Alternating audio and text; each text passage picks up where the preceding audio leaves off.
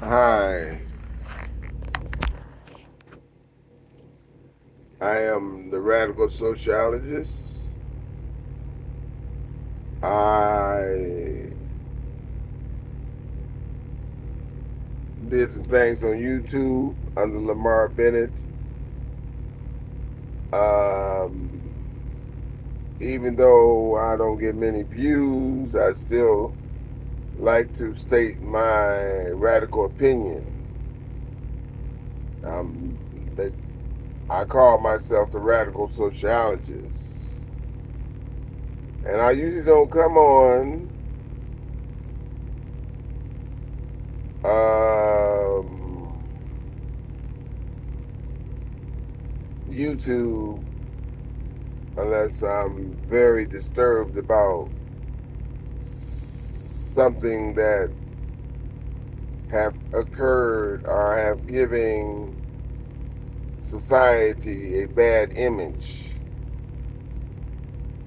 And what I like to talk to today is about supremacy, which I call, instead of justice, is for supremacy purposes. And I don't know if you know about the trial that's in Massachusetts. It's supposed to be the next thing to the trial of the century, like the OJ. And they always refer back to the OJ Simpson trial, that the difficulties um, of that trial getting so much publicity. But his trial was basically a group of people wanting to find him guilty. The trial in Massachusetts is the reverse. They want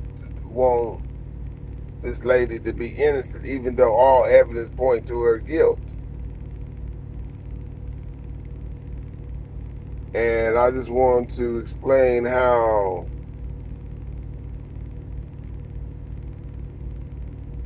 supremacy dominates injustice. Well, supremacy in this trial have dominated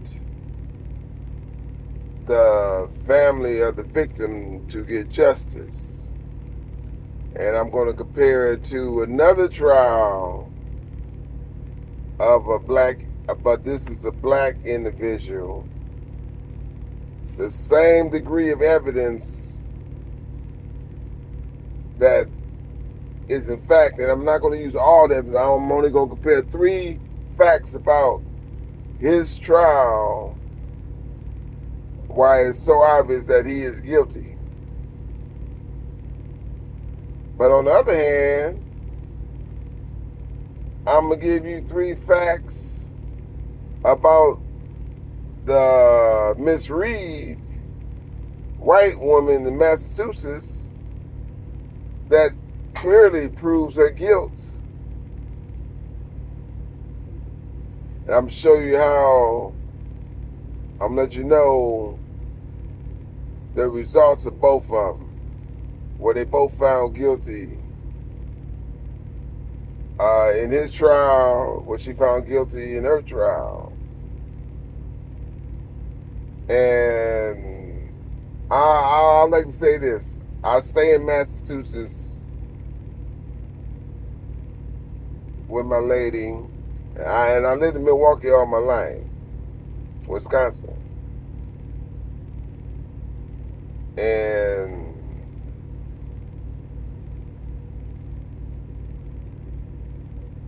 you can see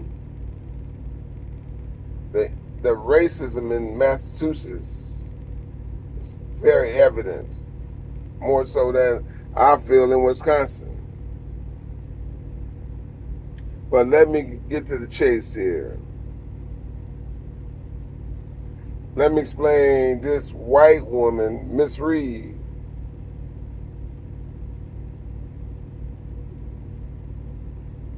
was married to a police officer, white police officer.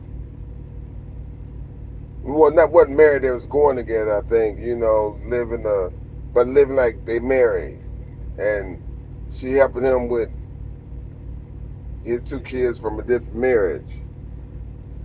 And he wanted to break up with her, and he told her.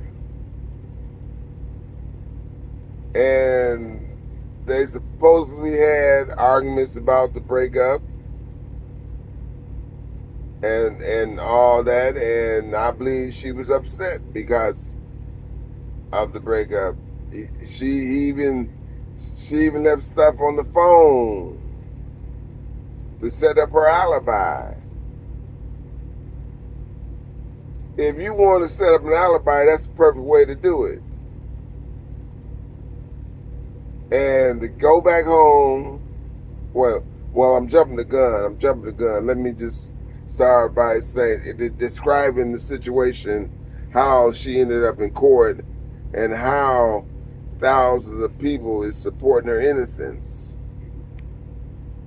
on the media, outside, even different political officials are jumping to the gun saying how she's innocent, so innocent. Even though the facts point to guilt. All the facts. The facts I'm for to tell you. It was the winter, snowy day, and they had a dispute before they went out. But after the dispute, they went to the bar just to show everybody that, hey, you have a lady and I have a man, but you really don't know what goes on behind closed doors. But they gave that little picture of how lovely they were. But it was a false image of the way that night was going for both of them. They had a heated dispute before that, and let them just lay it out for you. Then after they went to the bar, after the bar, the police had an after party.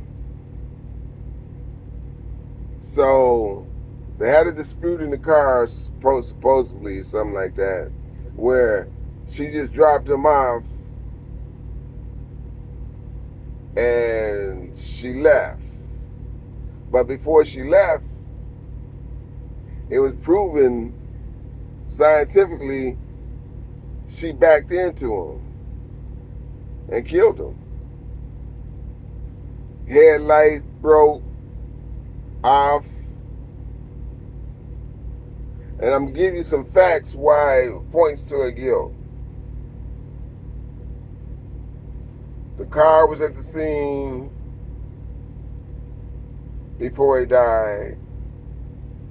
It was proven he did not go into the house, but on the defense is trying to say it's police cover-up. They blaming his death. The defense blaming the police killed him. But don't give you no motive on why. You don't just walk in the house just to get beat up for no reason. You don't cover up nobody for free. Somebody's getting paid. There's a motive for the cover up.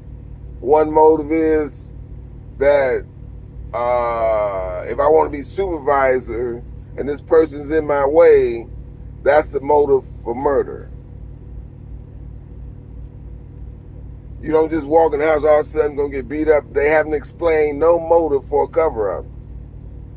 And she just a professor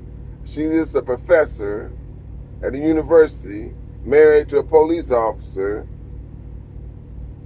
and don't it's not popular. It's just a usual marriage with one profession, another profession.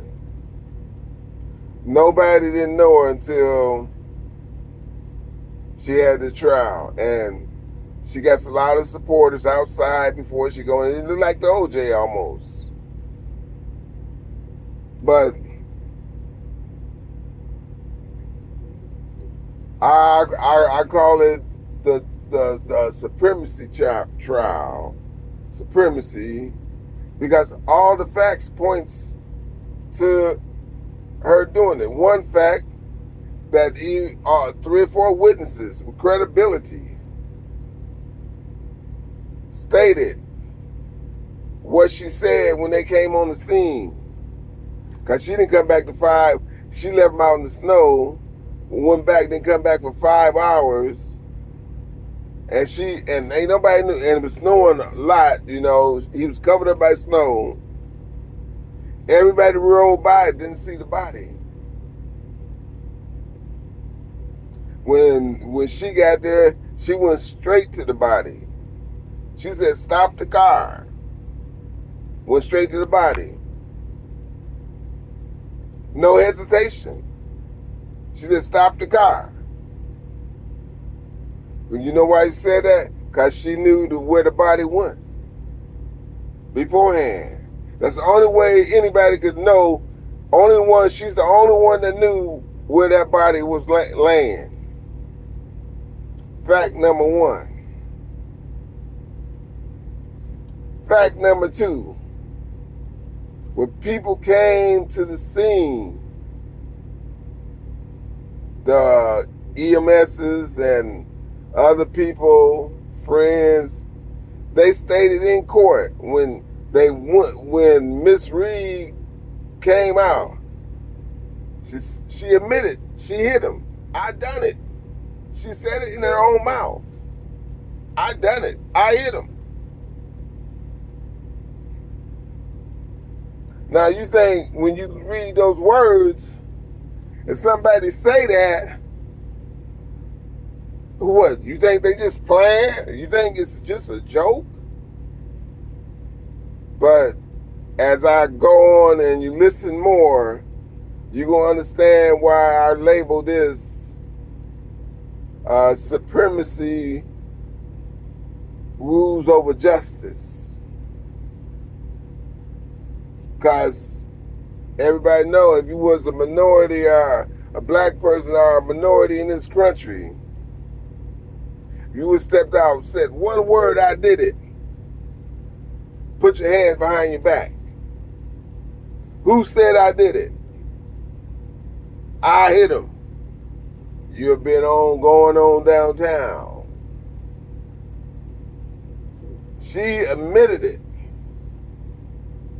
Up Jump Street. She knew where the body was. DNA on the tail light of his hair.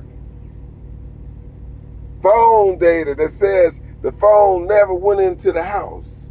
So how could they have beaten him up when the data says because you know you can, like, if you lose your phone, anywhere you lose your phone, you can search for exact spot where that phone. And doing your search for that phone, it's going to tell you every spot it landed. Just like your GP. Every road you take till you get to the destination. And it's been proven through phone data. The phone never traveled in that house. Fact number 3.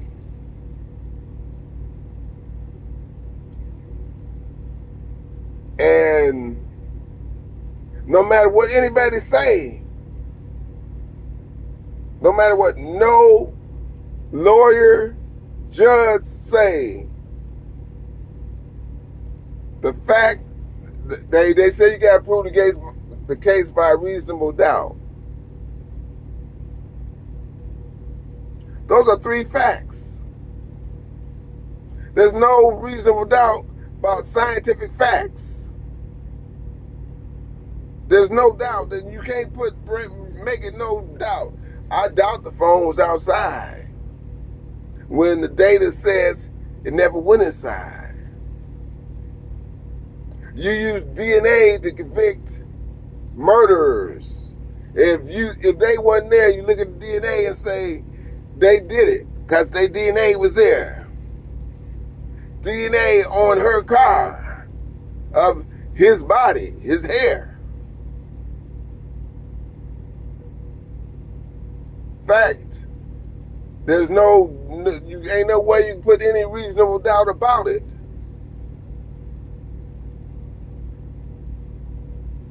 Her car at the scene before he was murdered. Facts. Facts. Now, those 3 facts, I just gave you 3 facts of guilt. Facts. You can't have no reasonable doubt with DNA. You can't have no reasonable doubt with phone data. And what's on camera, what you see at the scene is the car. There's no reasonable doubt there. None. Those are facts what happened. You can't turn those 3 facts around and say DNA is reasonable doubt. Phone data is reasonable doubt. Picture location is reasonable doubt when you see it on the picture. And those 3 alone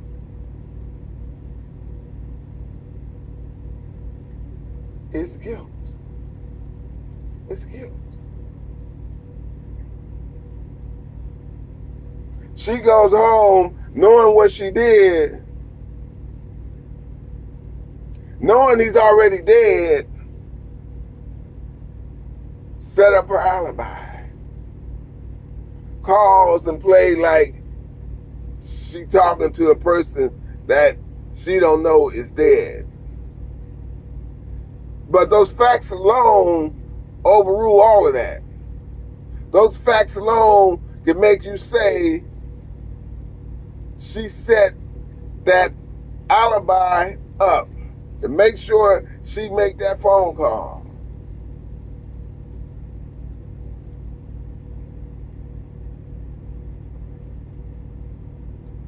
Now, I said that to say this.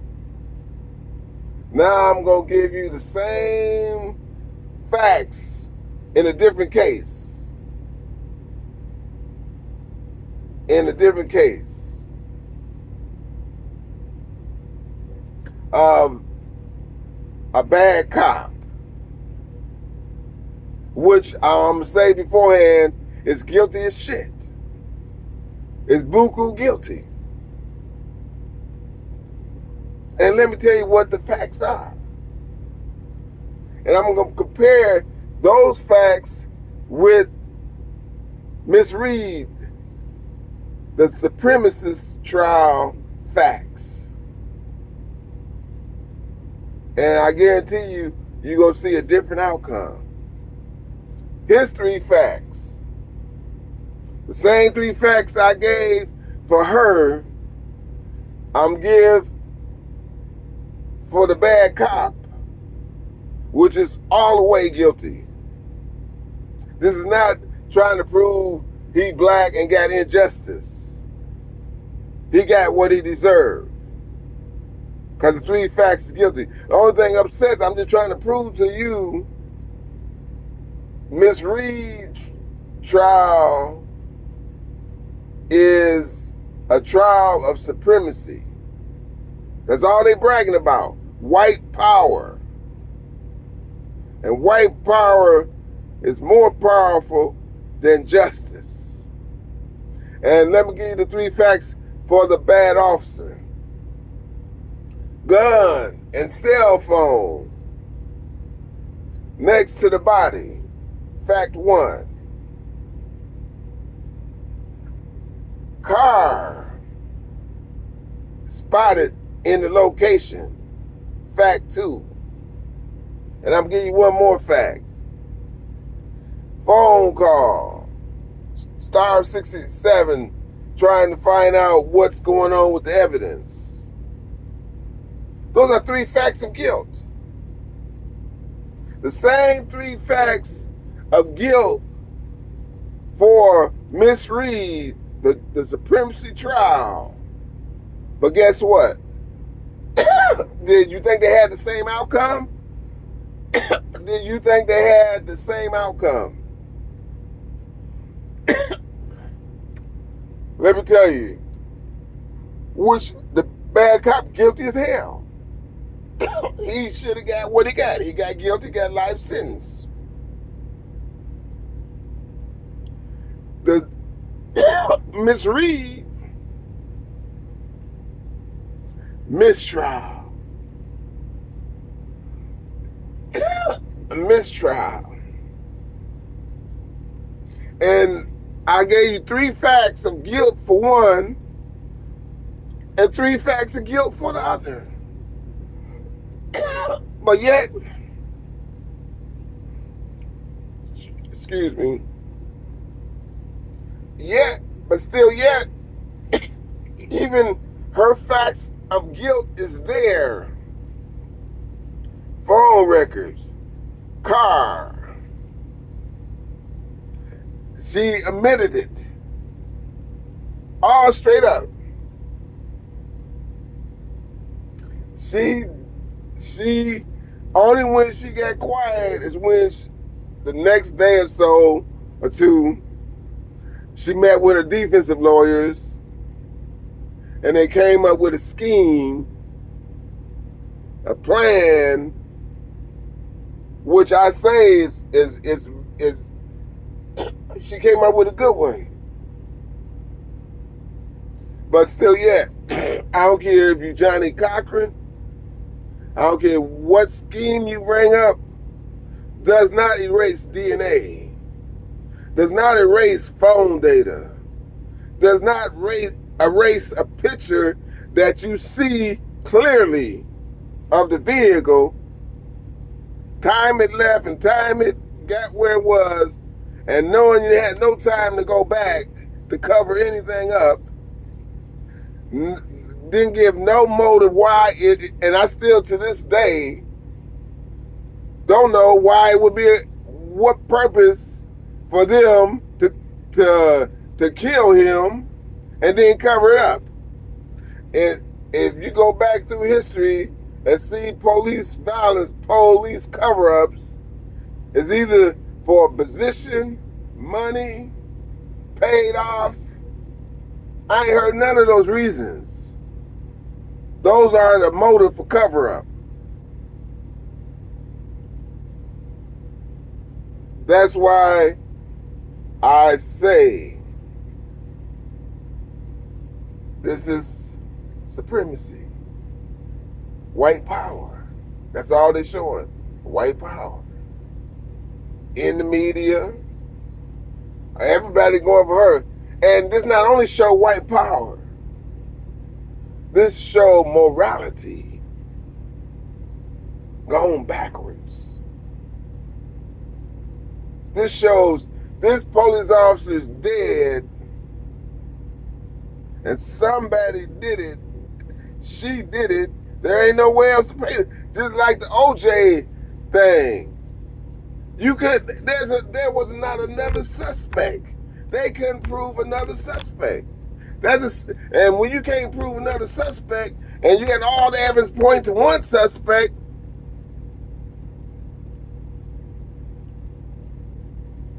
there wasn't no other suspect. That's the same thing in this case. If this family would not find justice because of supremacy, they would never find justice because there ain't nobody else. All the evidence the detectives got point to her. Facts point to her. There ain't no other evidence.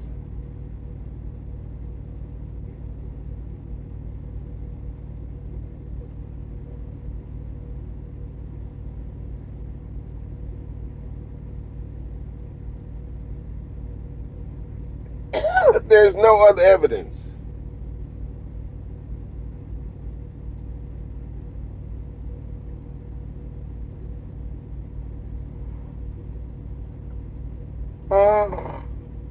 That has been proven.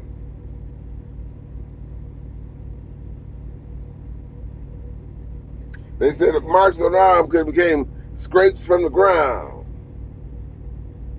You have snow on the ground, but you land hard enough, drag long enough, you can still do that.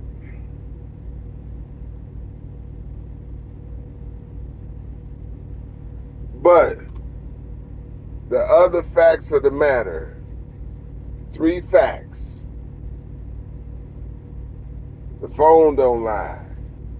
The DNA don't lie. The car don't lie.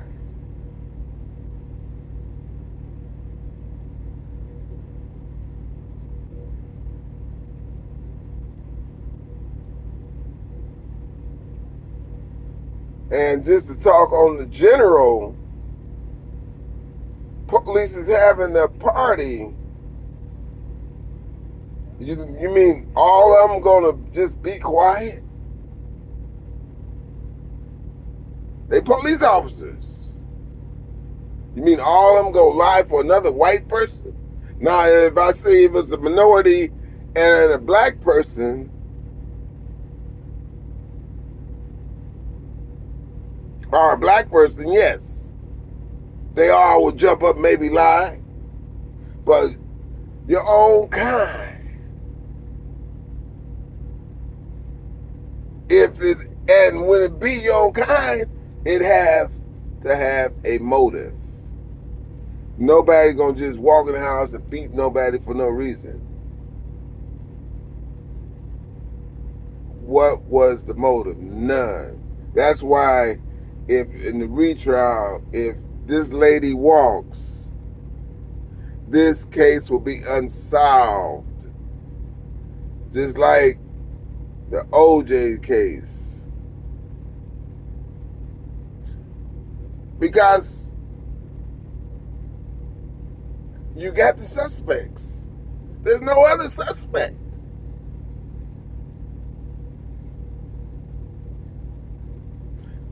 You look at a lady that's walking around, Miss Reed, I'm talking about, look like she's the president of the United States. Laughing, smiling. When my wife died, if you mentioned my wife back in the day, hey, I wouldn't be smiling. You better be running for cover. Because I'll be so upset and mad, I don't want to hear nothing. I can't explain nothing. That was my girlfriend or my wife, and it just so obvious. And I'm going to conclude, I'm not going to go on no further, but people, you need to keep an eye on this trial, because this could dictate where this country is headed. The morality of this country is headed. The morality. In this, and I compared how the black guy, the bad cop, who was black, which was guilty, all the facts said he was guilty, the same way all the facts in Miss Reed trial is guilty. But the difference was supremacy. Supremacy outpowered justice. And I give my heart out to the individuals who lost their loved one, because all this whole trial been on freeing her. I knew she was, no matter what that prosecutor said, it didn't matter. It didn't matter. What time it was, what scientific fact it was, it didn't matter. I could tell. It didn't matter. When I was listening to the trial, I could tell none he said mattered.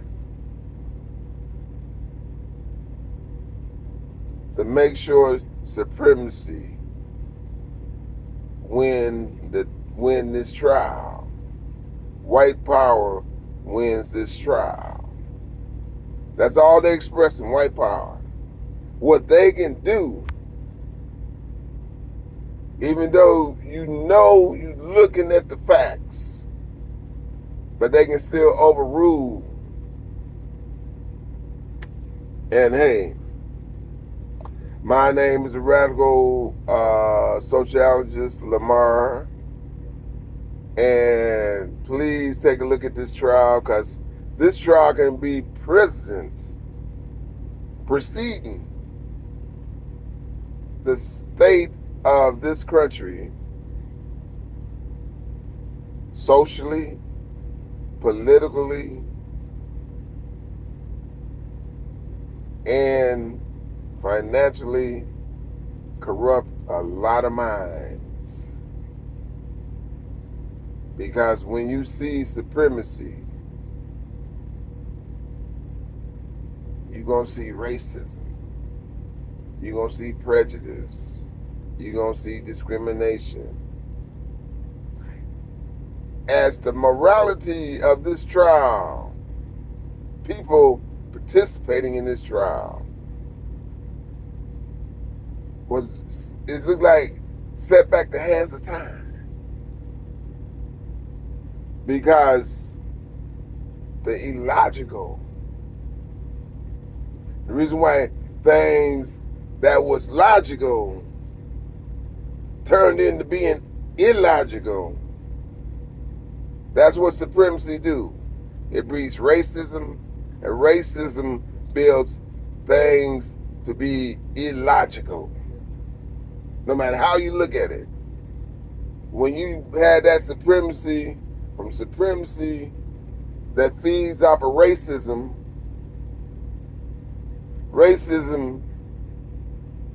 turns in the only way to be racist, and if you are racist, racism, things are going to be illogical. Even though it may be logical to the people who want justice, but the supremacists turn, due to their racism, turns it to be illogical. All the facts was illogical, even though they were facts. They turned it into being illogical. And you got to have a group of people that's thinking one way and got the power to exert the supremacy, the racism, the illogical facts, turn the logical facts into illogical facts. The radical sociologist Lamar says, take a look at that trial, because this could be a trial that could precede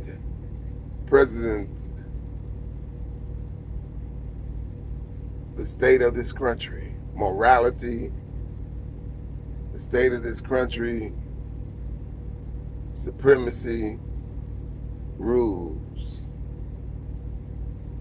If people don't take a look at this trial and see what they are trying to do. And like I said, I live in Massachusetts now, and you think Wisconsin has supremacy problems? There ain't nothing like Massachusetts. And I tell you, we got to get up on this. This trial, this retrial, they're going to retrial the case. But I just want people to see what I'm talking about. I want people to see the supremacy that's being expressed every day in this trial. That's why logic is turned into illogic. Because that's the only way supremacy feeds off of illogical facts. Logical facts turning into illogical facts, which breeds supremacy and racism. And everybody seen their own eyes said, oh, she said it. She did it. She said she did it. She even said she did it.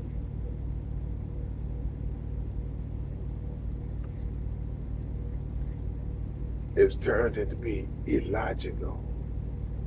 Because supremacy, white power, have to win the day. And the only way they can win the day is turn that into being illogical. And the only reason why they turn into illogical is due to racism. And the black cop, his 3 facts didn't have a chance to make it illogical. Because his whole life been illogical. His granddaddy, grandfather, uncle's life was faced with illogical. He didn't have a chance, didn't stand a chance to overturn those facts, which he shouldn't. No way. Did wrong. The same way Miss Reed did wrong. But the difference is in the skin color. One white, one black. That's been in a history of supremacy rules against them. This is the Radical Sociologist. I thank you for listening to me. Once again, we did it again. And I'm older now. Back in my younger days, I probably been a little bit more mad. I probably would have went on a tear in society. But hey, I'm laid back now. I have to absorb this injustice in our society and pray that God will prevail for the young kids now. I did my time. The young kids can, I know they's not understanding what they seen. And I'm trying to let you know what you're seeing. You right. She's guilty. But supremacy, white power, overruled justice. I thank you. It's the Radical Sociologist, Lamar. If you want to make a comment to me, you have some disagreement, you want to talk about it, you got a question, hit me up in the comment section and I will try to answer your question, elaborate on whatever issue you may have. I thank you. Bye-bye.